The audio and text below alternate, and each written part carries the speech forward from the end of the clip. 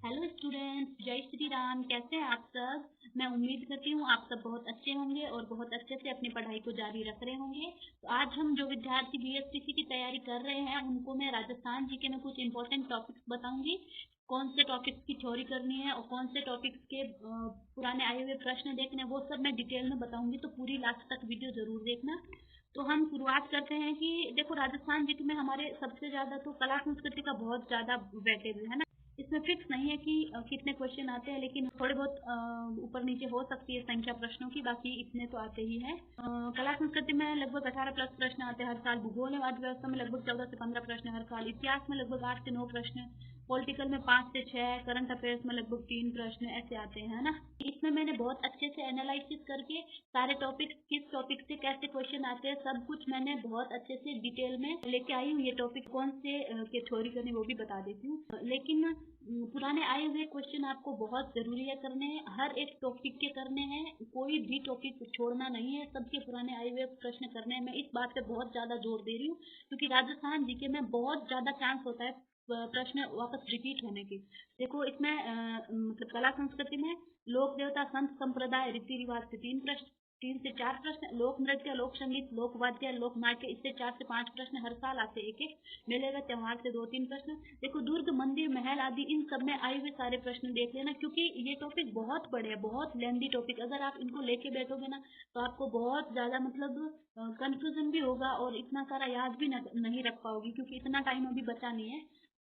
बाकी जितना याद कर लिए वो रिवीजन कर लेना, लेकिन मैं ये वीडियो उनके लिए लेके आ रही हूँ जो ऐसा सोचते हैं कि कुछ इंपॉर्टेंट टॉपिक्स मिल जाए तो हम कर सकते हैं। तो देखो, इसमें मैं तो बोल रही हूँ लगभग फुल चांस होते हैं पुराने प्रश्न रिपीट होने के इन टॉपिक में। मतलब स्थापत्य कला में दुर्ग, मंदिर, महल, इन सब में। और चित्रकला और हस्तकला, इसमें 4 से 6 प्रश्न आते हैं, इसमें भी आए हुए प्रश्न देख लेना आप। थ्योरी इनमें मत देखना। थ्योरी तो आप देखो, लोक देवता, संत संप्रदाय, रीति रिवाज और ऊपर जो 3 पॉइंट बता रखे हैं इनमें थ्योरी देख लेना। बाकी मैंने इसमें लिख रखा है सारा कुछ डिटेल में, क्योंकि मुझे लगा मैं कई बातें बोलना भूल जाती हूँ बीच में, तो मैंने सब कुछ पहले डिटेल से लिख रखा है। तो आप इनको ध्यान से पढ़ लेना, ठीक है। बहुत अच्छे से पढ़ना, और जो चीजें मैंने बताई है वो तो आपको 100% पूरी करनी है, ठीक है। और बाकी जो टॉपिक बच्चे हैं कला संस्कृति में, सबके पुराने आए हुए प्रश्न याद करने हैं। इससे 15 प्लस सही भी हो सकते हैं। मतलब आप अगर पुराने प्रश्न करके जाते हो ना तो उनसे भी आपके फुल चांस होते हैं कि 120 के अराउंड, तो उससे ही आपके नंबर आ जाएंगे। लेकिन जो इसमें मैंने थ्योरी के लिए बता रखा है वो भी आपको साथ में करना है। तो अभी हम भूगोल की बात करेंगे। ये आप सब कुछ बहुत डिटेल में पढ़ लेना, स्क्रीनशॉट भी लेना चाहो तो आप ले लेना, ठीक है। अभी हम भूगोल की बात करते हैं। भूगोल और अर्थव्यवस्था में भी 14 से 15 प्रश्न हर साल आते हैं। और ये टॉपिक इस तरीके से मैंने तैयार किए, मतलब इसमें देखो, स्थिति विस्तार एवं भौतिक प्रदेश हो गए, इसमें भी 3 से 4 प्रश्न हर साल आते हैं। जिले, नदियाँ, 3 से 4 प्रश्न आते हैं। बांध, सिंचाई परियोजना, 3 से 4 प्रश्न आते हैं। मतलब इन टॉपिक्स को आप देख लेना, इनमें फिक्स होते हैं, इतने तो आते ही आते। बाकी जो टॉपिक बचे हैं उन सबके आपको आए हुए प्रश्न करने ही है। ये तो मैंने ये जो टॉपिक लिख रखे हैं इनकी तो थ्योरी प्लस पुराने आए हुए प्रश्न करने हैं।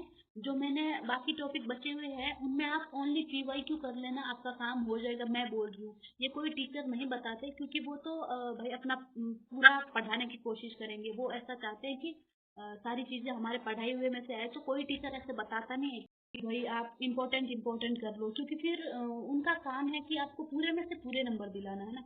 मैं इसमें आपको इम्पोर्टेंट बता रही हूँ कि हमारा इससे काम हो जाएगा, बस इतना करना है। तो मैं उतना ही बता रही हूँ, ठीक है। बाकी जो बहुत इंटेलिजेंट स्टूडेंट है भाई, उनको ऐसा लगता है कि हम तो पूरे में से पूरे करके जाएंगे, तो वो पूरे में से पूरे टॉपिक भी करके जा सकते हैं। मैं सिर्फ उन स्टूडेंट की हेल्प कर रही हूँ जो बेचारे बोल रहे थे कि आप इम्पोर्टेंट बता दो। और इनमें आप देख लेना, ये भूगोल और अर्थव्यवस्था मैंने इतने बता रखे हैं ना, इतने ही अगर आप कर लोगे ना तो भी मुझे लगता है बहुत है। हिस्ट्री में भी देखो तो 5 से 6 प्रश्न आपके मतलब इनमें से अगर करोगे तो भी सही हो जाता है।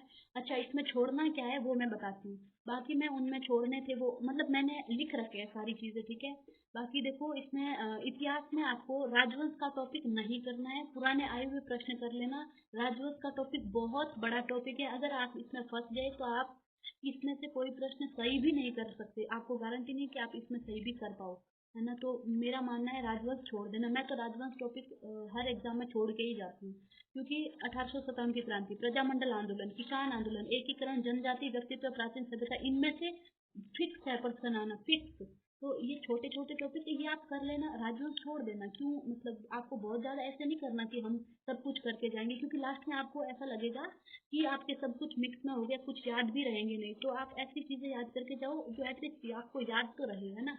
तो मैंने ये बात बार बार बोली है कि आप पुराने आए हुए प्रश्न हर एक टॉपिक के करके जाना, चाहे उस टॉपिक की आप थ्योरी करो ना करो, आप पुराने प्रश्न जरूर करना। और जो मैंने ऊपर लिख रखे हैं उनकी थ्योरी करना। जो मैंने बोला है कि जो टॉपिक छोड़ना है उनके आपको पुराने प्रश्न करने हैं पक्का, ठीक है।